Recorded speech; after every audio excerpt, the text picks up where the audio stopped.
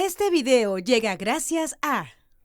Atención emprendedor, potencia tu negocio con préstamos con garantía hipotecaria de rebajatuscuentas.com y págalo hasta en 10 años. Gracias a Samsung. Son las 9:07 y recibimos al señor Álvaro Hensler, que hace unos días ha sido elegido como presidente de la Asociación Civil Transparencia, asociación que desde 25 años trabaja para garantizar una mejor democracia en nuestro país y, naturalmente, procesos electorales transparentes.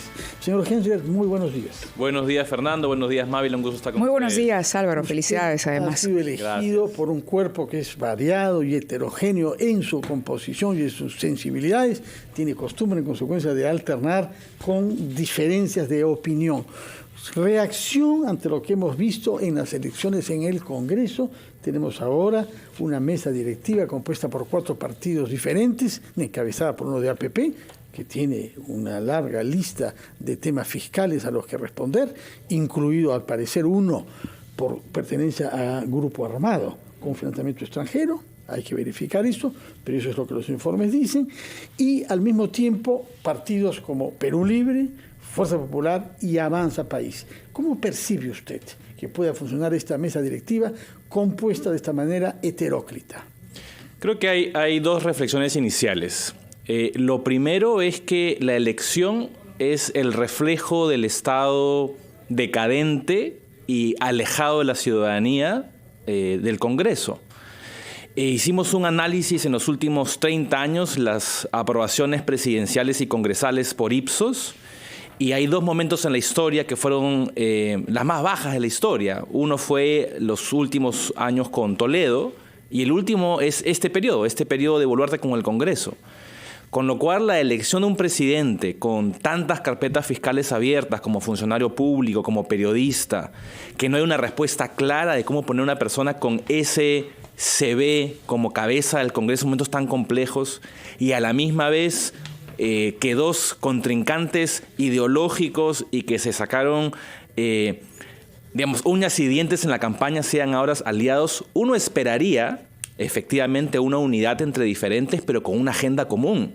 Y hasta el día de hoy no hemos escuchado ningún elemento común de prioridad que este Congreso tenga que tener a partir de esa alianza. Con lo cual, para nosotros, y siempre seguimos con la esperanza que el Congreso pueda cambiar de derrotero, pero es el reflejo de la calidad muy baja que tiene nuestra política, elegir a alguien con las características del presidente del Congreso actual y con una fragmentación. Ambas cosas, la ciudadanía está cansada de la corrupción en la política y cansada de la fragmentación y la polarización. El problema del cansancio con la corrupción y del cansancio ante la política es que trae como consecuencia una suerte de desencanto o desesperanza con relación a al propio sistema democrático. Las encuestas y las mediciones de opinión, aquí estaba leyendo el último informe del Latinobarómetro, somos el país de la región con peor nivel de satisfacción en la democracia y confianza en los partidos.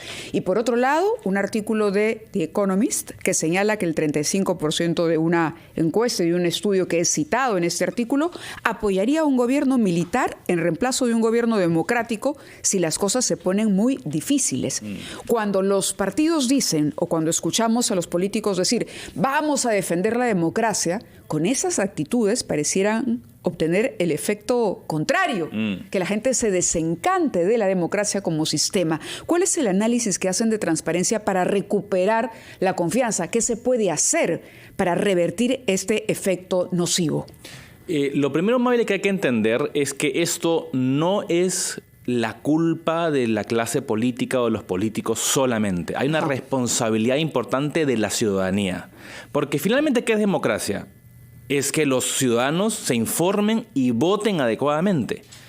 Y después que los ciudadanos puedan participar en la vigilancia de sus autoridades, en la incidencia con las autoridades, en su municipio, en sus regiones. Hay hasta leyes y mecanismos para que la ciudadanía participe. Pero lo más importante, yo creo que lo grave de nuestra situación, Mávila y Fernando, es que hemos perdido las mínimas costumbres de convivencia democrática. En el pasado reciente, un rival político podía consensuar, conversar, escuchar. Hoy, ¿qué vemos? El insulto, la etiqueta, el ninguneo como una práctica común entre políticos y entre ciudadanos. Lo que Transparencia quiere hacer en este nuevo periodo es retomar la costumbre de que entre personas que pensamos diferente podamos conversar.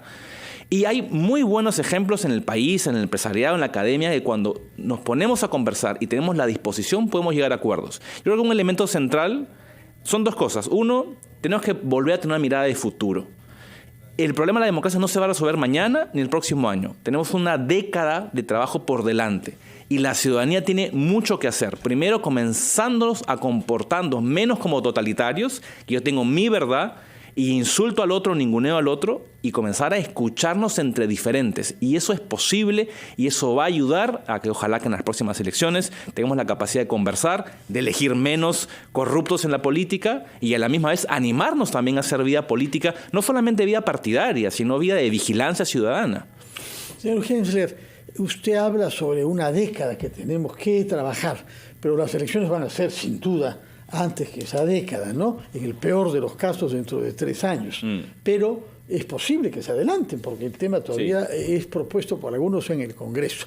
Yo quisiera por eso saber, ¿qué prioridades piensa usted que la nueva mesa directiva del Parlamento debe tener para hacer reformas que permitan que acudamos a las urnas la próxima vez en mejores condiciones? Mira, Fernando, hay que recordar cuando estuvo no solamente en aprobación ciudadana, que sigue siendo el adelanto de elecciones, sino cuando estuvo en discusión el adelanto en diciembre, enero, ustedes recordarán que muchos de los congresistas que estuvieron en contra del adelanto, el argumento era: se requieren adelanto con reformas políticas y electorales. Vamos a hacer las reformas y luego vamos a hacer el adelanto. Yo pregunto, ¿dónde están las reformas aprobadas? No hay ninguna reforma política electoral aprobada.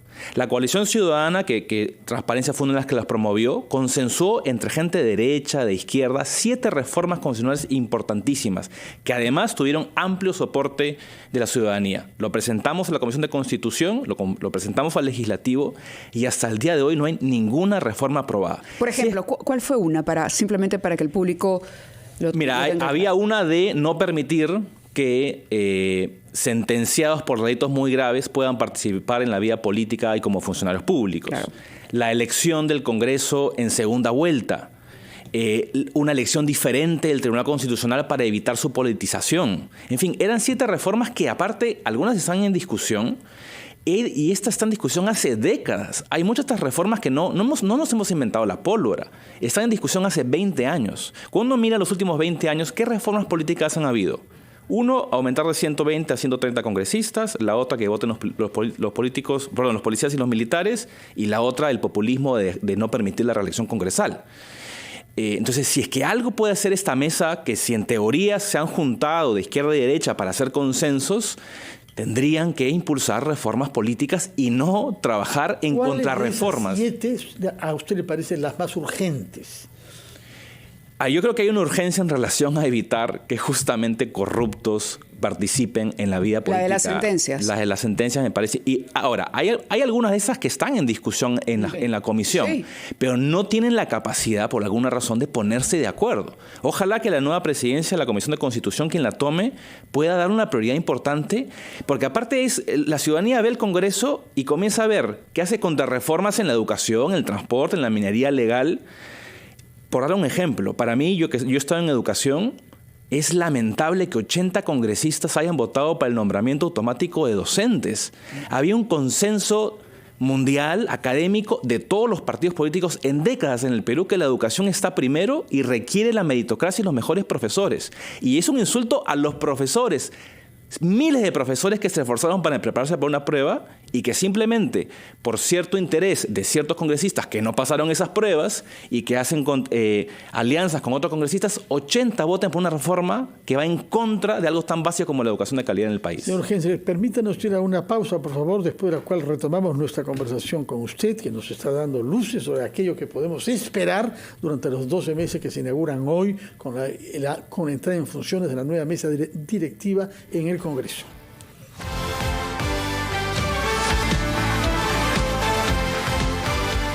Son las 9:22 de la mañana y bueno, estamos conversando sobre la situación política en nuestro país, qué podemos esperar, qué tenemos que cambiar. Está con nosotros a esta hora de la mañana el flamante nuevo presidente de la Asociación Civil Transparencia, Álvaro Hensler. Álvaro, estábamos conversando sobre las reformas que estaban encarpetadas en la Comisión de Constitución y que tú consideras son prioritarias para empezar a implementar y de alguna manera rescatar la credibilidad de nuestra clase política. Decías que no son los únicos responsables ellos, sino todos los ciudadanos. Y habías mencionado algunas. De todas las que mencionaste, ¿cuál crees que debería tener prioridad? Mira, hay algunas reformas que, por ejemplo, la reforma del TCE, que es evitar su politización, pero hay reformas que tienen que ver con cómo elegimos mejor en la próxima elección. Y no solamente cómo elegimos a congresistas o autoridades éticas y, digamos, intachables, sino cómo hacemos menor fragmentación en el Congreso. Por eso yo creo que la elección en segunda vuelta en el Congreso, es decir, en primera vuelta elegimos a un presidente y cuando pasan a segunda vuelta es ahí donde elegimos al Congreso. Eso permite que el ciudadano pueda decir, bueno, le voy a dar mi voto a una bancada que pueda hacer gobierno con mi elección de presidente o pueda hacer un contrabalance de poderes. Eso haría que haya menos partidos políticos en el Congreso y aumentar las alianzas. Y el otro que me parece primordial, que lo mencioné antes de la pausa, es si tú le preguntas a la ciudadanía de qué está más harta. Yo estuve hace 2 semanas en Arequipa con un grupo de ciudadanos y dirigentes pro protesta, contra protesta, fuimos con Naciones Unidas y tratamos de entender qué es lo que quiere la ciudadanía y de qué está cansada.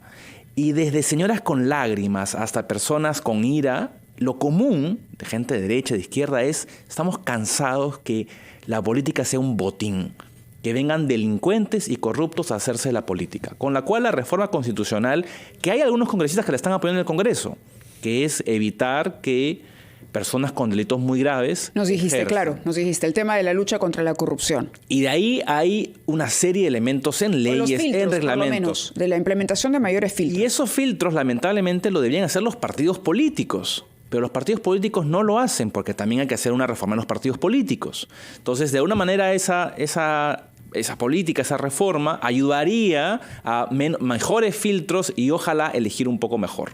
Álvaro Hensler, muchas gracias por su presencia, felicitaciones por su elección a la cabeza de la Asociación Civil Transparencia y le deseamos el mayor de los éxitos porque él contribuirá a que los ciudadanos se reconcilien un poco más con el ejercicio de la política y seamos más exigentes justamente en lo que usted ha señalado, que la política no sea un botín de algunas personas cínicas que entran a ella para intereses privados.